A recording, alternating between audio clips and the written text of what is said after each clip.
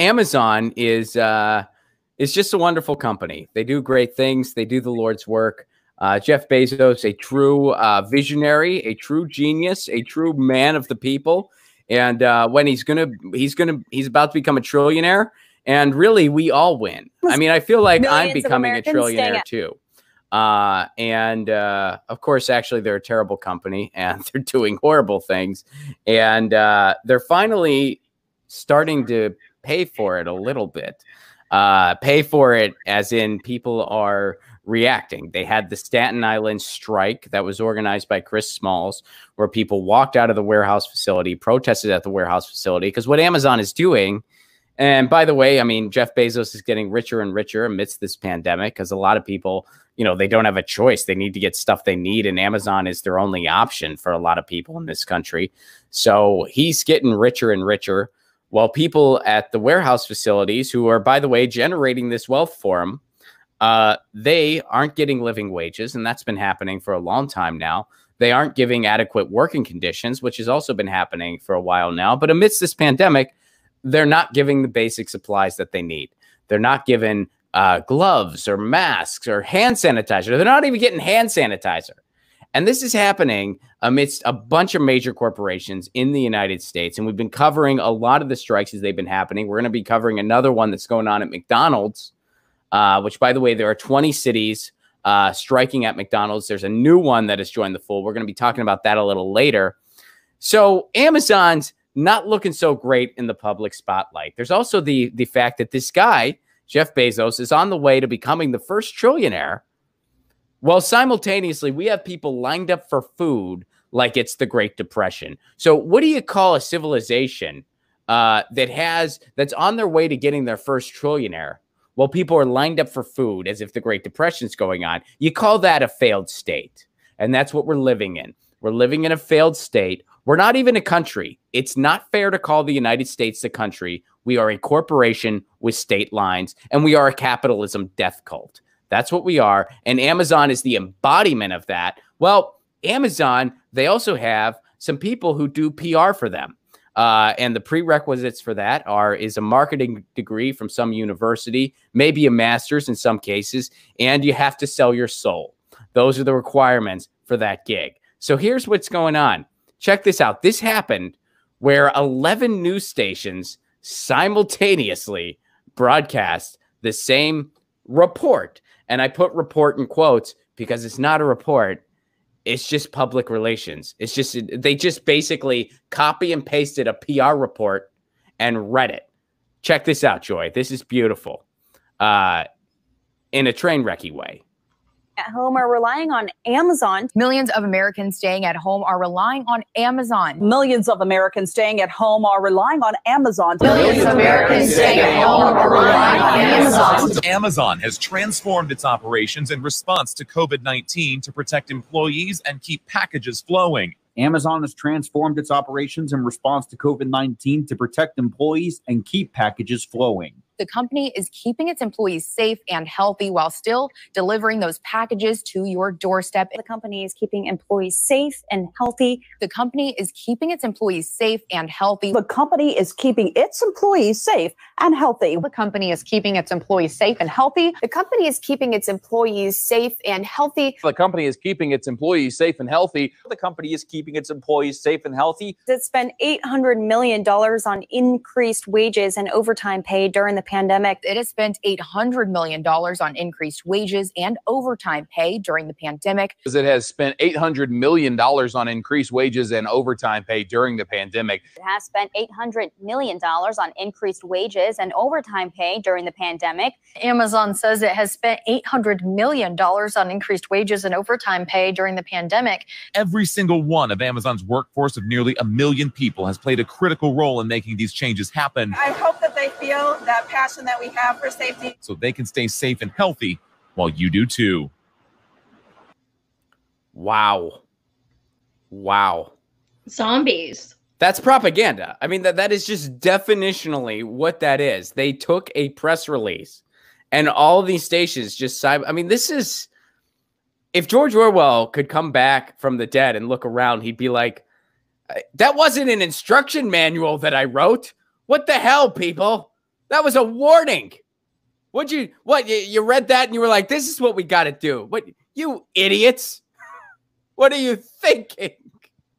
Absolutely. And I have a very dear friend, an in-person friend locally that I've been friends with for 5 years. And he lost his job.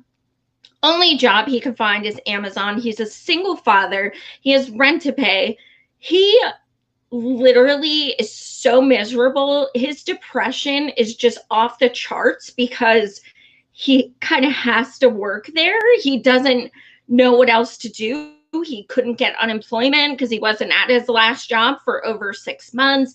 And long story short, he's like, I literally will go homeless if I don't work here. And in his department at Amazon, the 8th person was just diagnosed with COVID. 8. Oh, wow. In his department. How long before they let people know? What's that? How long before they let people know? Did they don't let people know? So they just don't at all. You have to. Stuff. Oh yeah, wow. They don't let people know. Hell no. Unreal. They'll quit or expect more clean conditions or what have you. So yeah, it's like he'll get a message on Facebook, hey, you won't see me back at work because so he's like, I'm in a hostage situation. I don't know what to do.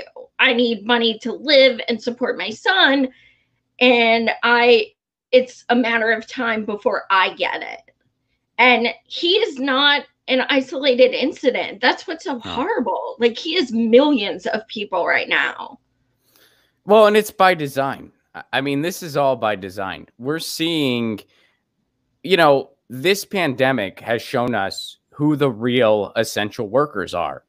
So much so that we call it essential workers. That's what we call it. And they're not the people who are over at Wall Street trying to decide what the next Facebook's going to be, trying to make $1 billion gamble. They're not the bankers.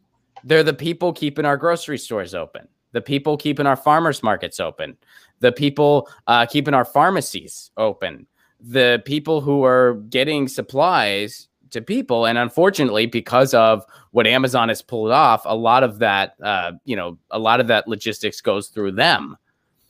And it's by design that these people working in these jobs are just a paycheck or two away from being out in the street.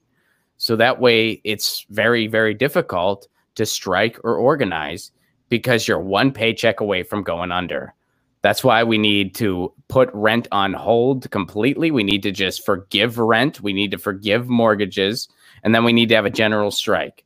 Rent strike, general. That's actually my VP pick. My endorsement's general strike. My VP pick is rent strike 2020. That's where I'm at. But I'm totally down with that. It is so, and this goes into so many things. This goes into labor in this country. This goes into living wages, and it goes into the failure. And I guess maybe failure is not the right way to put it, because this is what our media is set up to do. I mean, we don't have a media structure.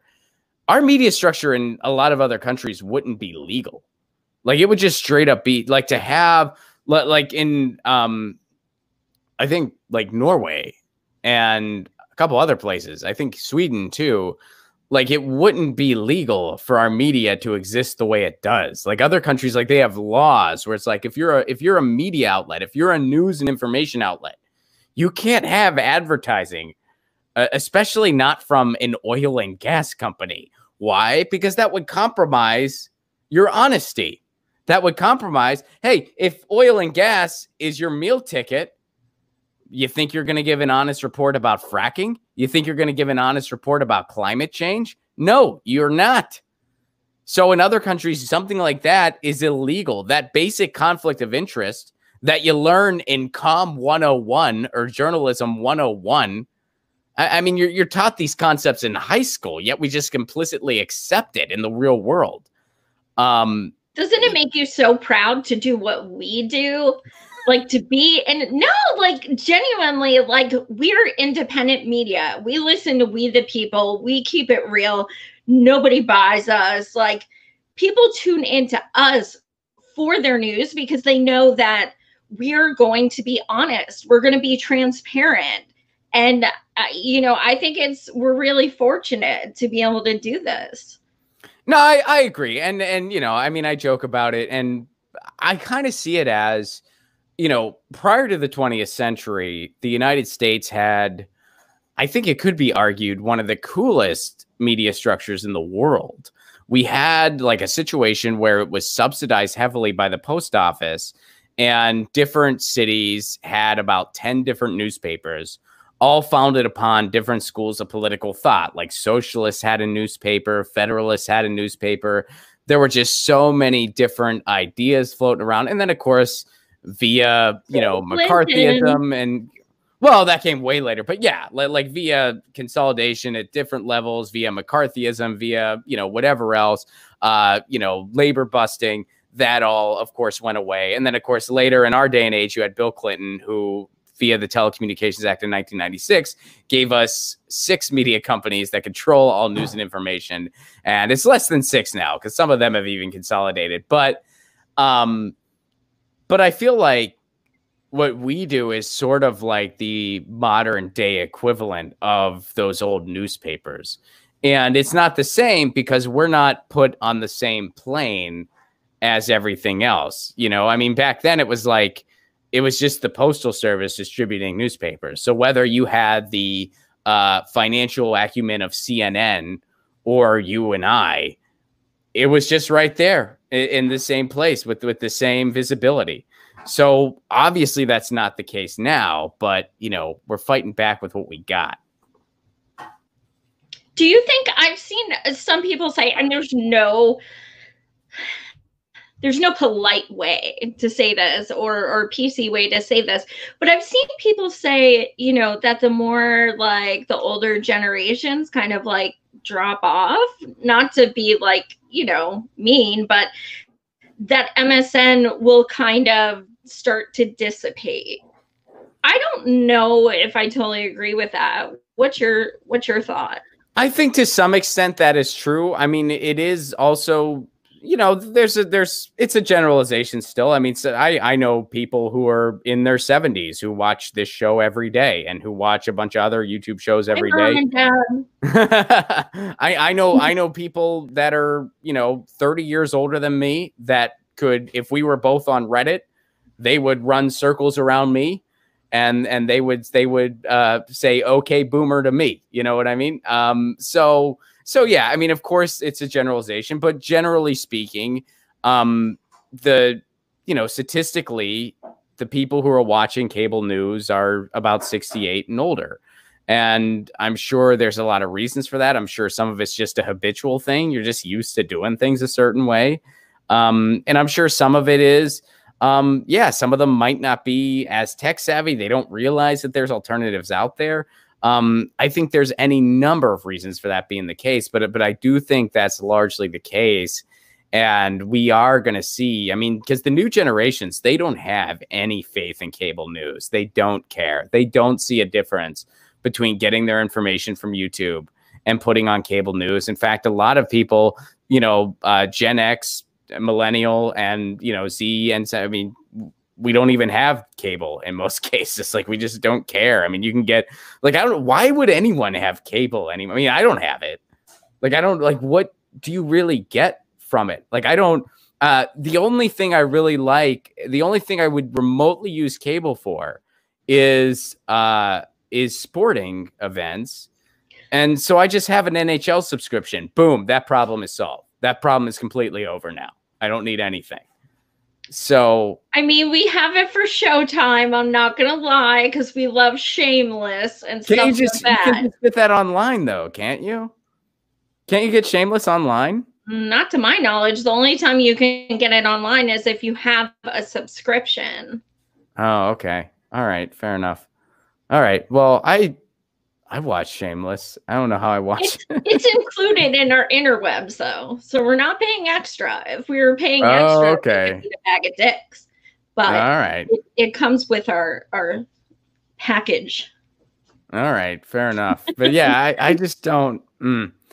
I feel you. There's still some good shows out there, but I usually don't. Aren't they all eventually on Netflix? Like, isn't Shameless on Netflix? Oh yeah, probably. Yeah. So you can still get Shameless, I think.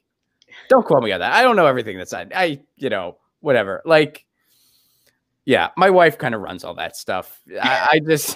My husband does too. I'm Really? like, all right, just. I give you half the money, you pay it. Do what you want. I'm the same way. Get your news on with Ron. Don't you want to know what's going on? We're getting our news on today. Get your news on with Ron. Don't you want to know what's going on? We're getting our news on today. Yeah, yeah, yeah. You can tweet me an article at Ron Placone. We'll go through it together and make it our own. Get your